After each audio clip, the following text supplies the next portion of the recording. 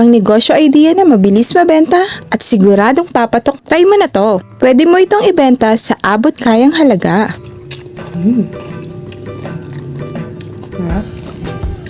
Ganito lang yan.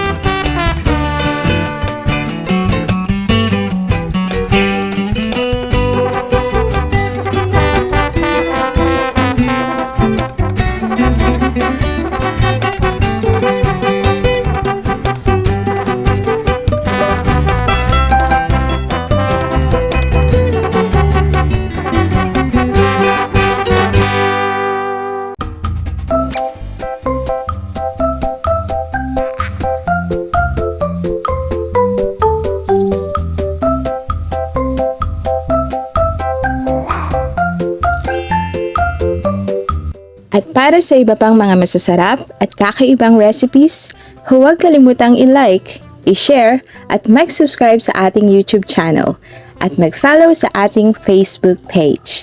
See you po on our next delightful recipes!